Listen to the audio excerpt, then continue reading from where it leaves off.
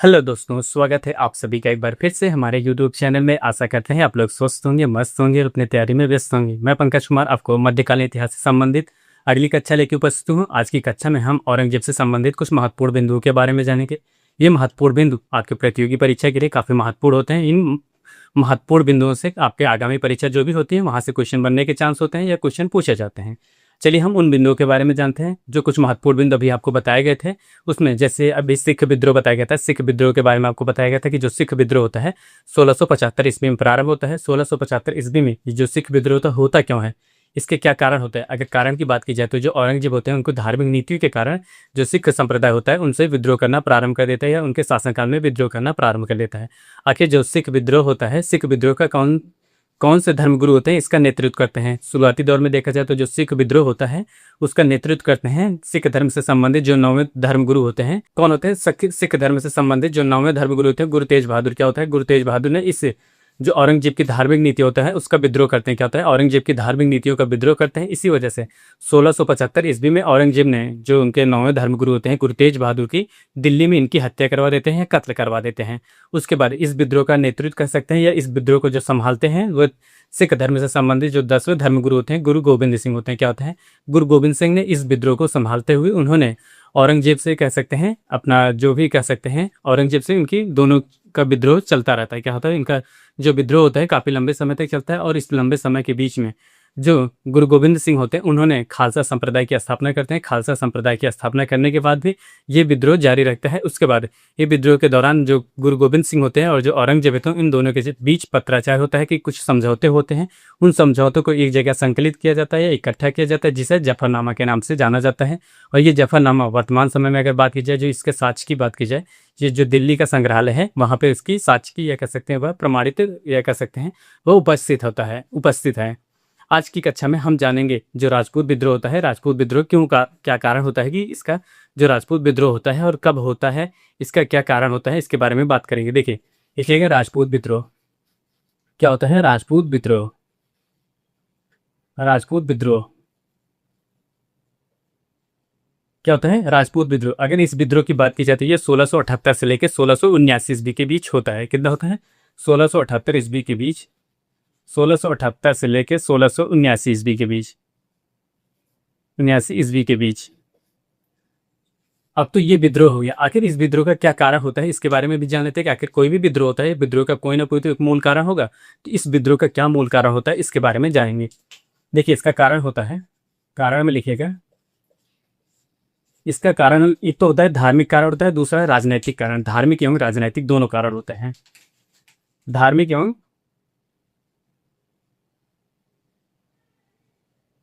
एवं राजनैतिक कारण। राजनैतिक। आखिर इसमें अभी तक तो जितने हम लोग जो विद्रोह पढ़ रहे थे इसमें धार्मिक कारण ही दिख रहे थे, लेकिन इस विद्रोह में कैसे राजनैतिक कारण क्या होता है इसके बारे में भी जानेंगे। देखिए जो मारवाड़ क्षेत्र होता है, यहाँ पे लिखिएगा मारवाड़ क्षेत्र। क्या होता है? मारवाड़ क्षेत्र के बारे में हम लोग बात कर रहे हैं। क्या होता है? ये मारवाड़ क्षेत्र के बारे में हम लोग आज बात करेंगे। क्या होता है? मारवाड़ क्षेत्र के बारे में बात करेंगे।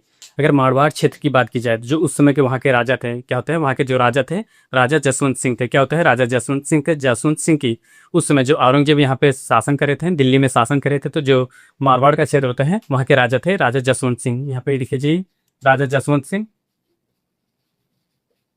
राजा जसवंत सिंह कौन थे शासक? राजा जसवंत सिंह। क्या होता है? राजा जसवंत सिंह यहाँ के शासक थे। इन्हीं के शासनकाल में क्या होता है ये राजा जसवंत सिंह बीमार पड़ जाते हैं। क्या होते हैं? बीमार पड़ जाते हैं। बीमार होने की वजह से 20 दिसंबर 1678 ईस्वी की इनकी मृत्यु हो जाती है। क्या होती है? 20 दिसंबर 1678 ईस्वी को ये किसी अभियान पे गए थे तो वहाँ पे इनकी मृत्यु हो जाती है। क्या होता है? राजा जसवंत सिंह, राजा जसवंत सिंह की बीमारी के कारण, बीमारी के कारण, बीमारी के कारण 20 दिसंबर, क्या होता है? 20 दिसंबर 1678 ईस्वी को अफगानिस्तान के,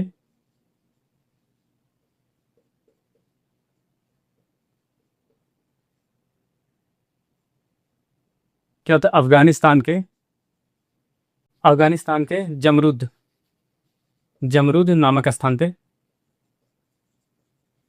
नामक स्थान पर मृत्यु हो जाती है, मृत्यु हो जाती है। क्या हो जाती है? देखिए, औरंगजेब के शासनकाल में जो मारवाड़ क्षेत्र के शासक होते हैं राजा जसवंत सिंह होते हैं। राजा जसवंत सिंह किसी अभियान के कारण वे अफगानिस्तान क्षेत्र में गए थे। वहाँ पे उनको 20 दिसंबर 1678 ईस्वी में उनकी बीमारी की वजह से, जब आप कह सकते हैं उनका जो मारवाड़ क्षेत्र होता है, जो अफगानिस्तान का क्षेत्र होता है, वहाँ दोनों जगह की देखेंगे आप, भौगोलिक स्थिति है, वहाँ की जो जलवायु होती है भिन्न होती है। कभी काल क्या होता है, कोई भी शासक दूसरे क्षेत्र में आक्रमण करने के लिए जाता है, या कह सकते हैं उस क्षेत्र को विजिट करने के लिए जाता है, तो वहाँ पे काफ़ी समय तक इंतजार करना पड़ता है, या लंबे समय तक इंतजार करना पड़ता है। इस वजह से उस जो भौगोलिक क्षेत्र होता है, जो उसकी जलवायु होती है, यहाँ की जलवायु से भिन्न होने की वजह से जो राजा होते हैं वहाँ पे उनकी तबीयत खराब हो जाती है, या बीमार पड़ जाते हैं। बीमार पड़ने के कारण उनकी मृत्यु हो जाती है। कहाँ पे? अफगानिस्तान का एक क्षेत्र होता है या एक स्थान होता है जमरूद। कहाँ है? एक स्थान होता है जमरूद, वहाँ पे उनकी मृत्यु हो जाती है। क्या होती है? मृत्यु हो जाती है। जब ये चीज़ औरंगजेब को पता चलती है तो औरंगजेब ने अपने सेना लेके इस क्षेत्र पे, जो मारवाड़ क्षेत्र होता है, उस पर आक्रमण कर देते हैं। क्या होता है? मुगलों के अधिकार करने के लिए मुगलों ने उस क्षेत्र पे अधिकार करना चाहा। क्या होता है? देखिए, जब इनकी मृत्यु हो जाती है, इसके बाद लिखिएगा, इसके बाद औरंगजेब ने इस क्षेत्र पर अपना अधिकार करते हैं। अपना अधिकार करते हैं। अधिकार क्यों करते हैं? देखिए, क्या होता है, जब जसवंत सिंह होते हैं उनकी मृत्यु हो जाती है, मृत्यु के पश्चात जो औरंगजेब होते हैं उन्होंने अपने सेना इस पे, कह सकते हैं जो मारवाड़ क्षेत्र है उस पर आक्रमण करने के लिए भेजते हैं। आक्रमण करने के पश्चात वे इस क्षेत्र को विजिट कर लेते हैं। क्या होता है? उस क्षेत्र को सम्मिलित विजिट कर लेते हैं। विजिट करने के बाद क्या होता है, उस पर अधिकार कर लेते हैं। उसके बाद इसे साम्राज्य में मुगल साम्राज्य में सम्मिलित कर लेते हैं। क्या होता है? मुगल साम्राज्य में सम्मिलित कर लेते हैं। जब इसे मुगल साम्राज्य में, क्या कह सकते हैं, जो मारवाड़ क्षेत्र होता है इसको मुगल साम्राज्य में सम्मिलित करते हैं 1675 ईस्वी में, क्या होता है, उसी दिन क्या होता है, 1679 ईस्वी आपको जो बताया गया था, क्या होता है, उसी दिन जब मारवाड़ क्षेत्र को उन्होंने दिल्ली में विलय कर लेते हैं, अपने साम्राज्य में विलय कर लेते हैं 1679 ईस्वी में, उन्होंने उसी समय, कह सकते हैं, हिंदू धर्म पर जजिया कर प्रारंभ करते हैं। क्या होता है? देखिए अगेन, इसी समय या इसी समय, इसे लेके इसी समय 1679 ईस्वी में, या इसी दिन कह सकते हैं, इसी समय या इसी दिन 1679 ईस्वी में हिंदुओं पर जजिया कर लगाते हैं। क्या होता है? हिंदुओं पर जजिया कर इसी समय लगाते हैं जब उन्होंने मारवाड़ क्षेत्र को विजय प्राप्त कर लेते हैं। अब जान लेते हैं, जैसे उन्होंने इस क्षेत्र पे तो अधिकार कर लेता है, क्या इस जो जसवंत सिंह थे, जसवंत सिंह का क्या कोई पुत्र नहीं था, या उसके जो सेनापति थे इस युद्ध में उनका टक्कर नहीं देते हैं? ऐसे तमाम बिंदु के बारे में अगले बिंदु में देखेंगे। देखिए क्या होता है, उन्होंने जो जसवंत सिंह की मृत्यु हो जाती है, जसवंत सिंह की मृत्यु के पश्चात जो उनके पुत्र होते हैं, अजीत सिंह। कौन होते हैं? उनके पुत्र होते हैं अजीत सिंह होते हैं। और उनके जो मंत्री होते हैं या महामंत्री होते हैं, या जो उनके सेनापति होते हैं, महामंत्री होते हैं, दुर्गादास ने उन्हें क्या कहते हैं, अपनी जान बचाने के लिए वे पहाड़ों की तरफ, जंगलों की तरफ भाग जाते हैं। और भागने के पश्चात वे इस युद्ध को, कह सकते हैं, जो मुगल सेनाओं होती है, मुगलों के साथ है, उनका युद्ध प्रारंभ रहता है। क्या होता है? अगला बिंदु लिखिएगा यहाँ पे, जसवंत सिंह के पुत्र व सेनापति एवं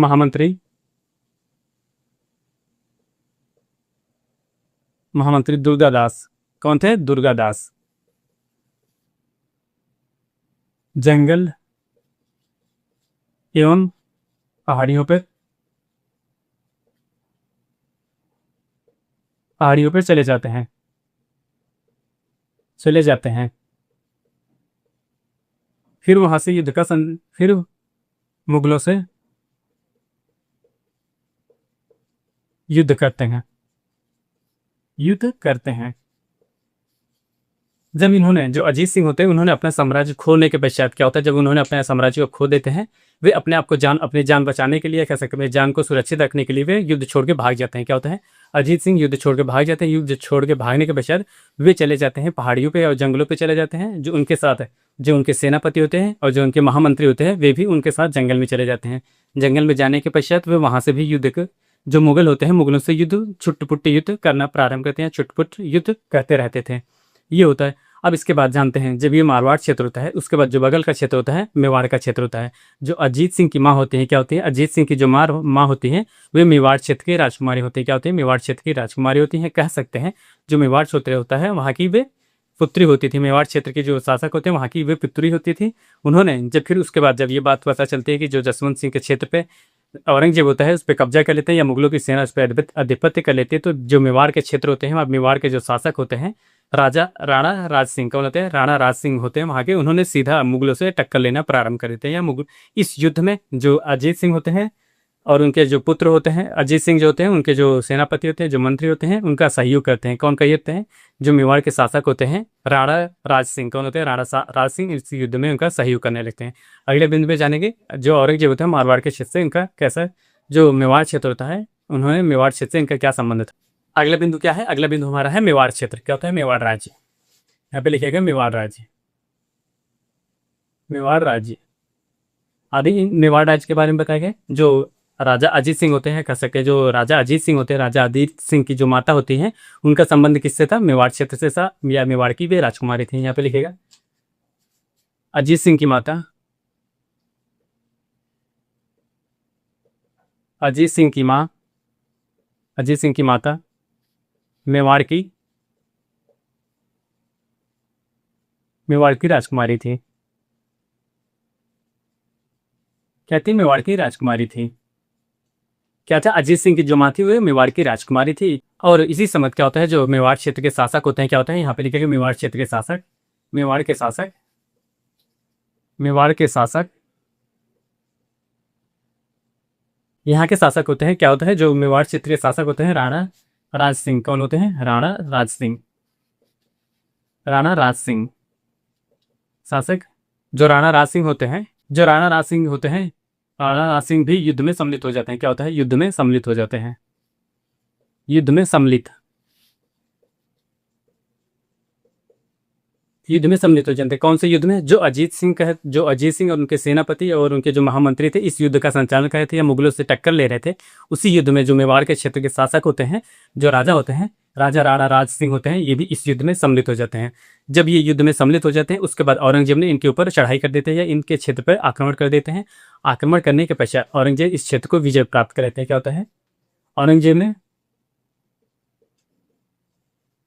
औरंगजेब इनको, क्या होता है, इनको पराजित करते हैं। क्या होता है, इनको पराजित करते हैं, पराजित करते हैं। और बाकी कार्यों के लिए क्या होता है, बाकी कार्य के लिए, बाकी कार्यों के लिए, बाकी कार्यों के लिए अपने पुत्र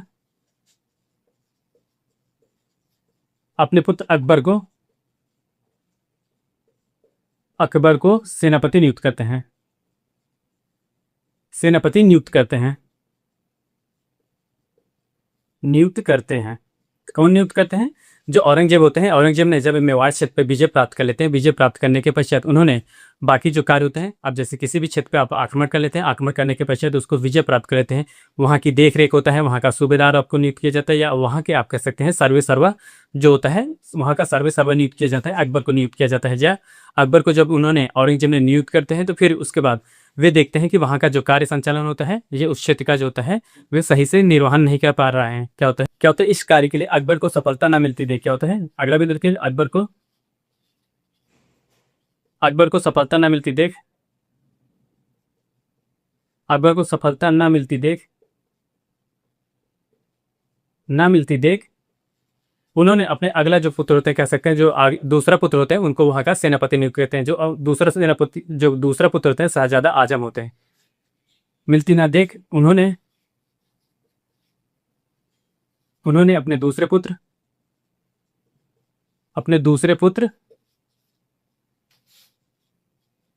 शहजादा आजम, शहजादा आजम को नियुक्त करते हैं।